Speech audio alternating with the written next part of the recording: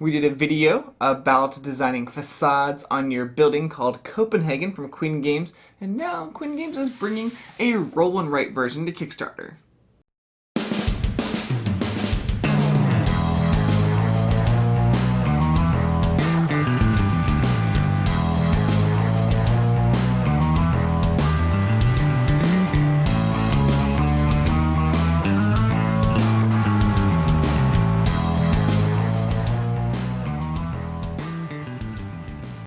Welcome to Tantrum House Studio D. I'm Kevin Delp. Copenhagen Roll and Write is a game for 2 to 4 players. It takes about 20 minutes to play. It's being published by Queen Games and it's on Kickstarter this July. Now it uses the same theme of Copenhagen, but uses a roll and write mechanic. At the beginning of the game, each person gets a player sheet and a tile sheet. Here's a quick overview of the game. On your turn, you'll roll the 5 colored dice, matching those colors together, and using the right shapes to draw facades on your building. Meanwhile, the other players get to pick one die that wasn't used by the active player and mark that off on their sheet, all in an effort to get points, and the player with the most points at the end of the game is the winner. On your turn, you roll all 5 dice. You'll group them based on color. Gray can be any color you choose. Then you pick one group of dice and pick one shape from that color from the sheet. All the 2s and 3s can be used an infinite number of times in the game, but if you use a shape from this list, then all players cross that tile off and it's no longer available for the game. Then you draw that shape in your building. The shape must have at least one non-window section. I use X's to denote that. All the other spaces are windows, and you can use circles for those. It's up to you how you draw it and where the X goes in the shape. Normal placement rules that were in the original game Copenhagen still apply to this game. For example, you have to start on the bottom of your building and work your way up from there. Like I said earlier, when it's not your turn, you may pick any one die that was not used from the active player and mark off the leftmost available spot on your player sheet for that color.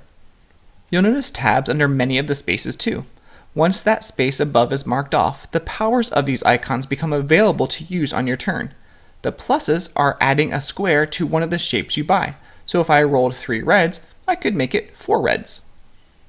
Stars have different powers depending on the color. Red stars let you re-roll any number of your dice. Blue stars let you place all windows in the shape you place. Purple stars let you place an extra X non-window space. Green stars let you take a group of dice and treat them as a different color. Yellow stars let you buy a tile that's already gone. You can sort of save up these special actions and use a bunch of them all at once on your turn. You'll just mark them off as you use them. You'll also be completing rows or columns that activate the coat of arms abilities, which can either be placing a windowed section in your building or mark off 2 spaces in a row. When you complete a row on your building, you earn a point, or 2 points if every spot is windowed. And for a completed column, you get 2 points, or 4 points if every spot is windowed. If you complete a row in one of the colors on your sheet, you earn 2 points.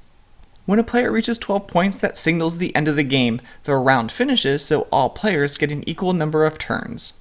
Then the player with the most points wins. If you've already played the original game Copenhagen, then you will pick this up and understand the roll and write version very quickly. If you haven't played the game Copenhagen before, that's okay. I think you'll understand the roll and write version after probably one play. It's pretty much rolling dice and usually taking the largest grouping of the same color, finding that color on the sheet, and drawing it in your building.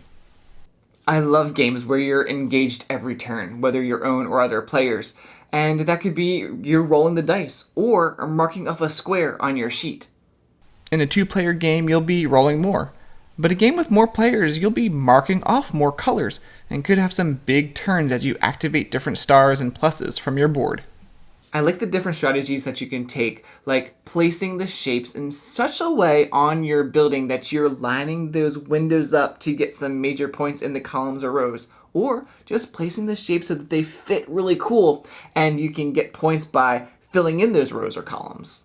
Should I go after lots of different colors to mark off, or try and focus on one row and try and reach those points at the end?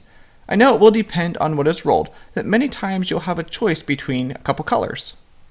Now there is a possibility of someone rolling all the same color or using their powers in such a way that they're using all their dice. That means that the other players will not be able to mark off a square that turn because there is no die available for them to use. The game will come with a pad of papers, not dry erase, but I know a lot of people who love roll and writes will probably laminate some of the sheets so they can use it over and over again. Copenhagen Roll and Write is a great re-implementation of the original game Copenhagen. And if you like that one, you like Tetris style games, or you just love Roll and Write, then check out Copenhagen Roll and Write coming from Queen Games on Kickstarter, and we would love for you to subscribe to Tantrum House.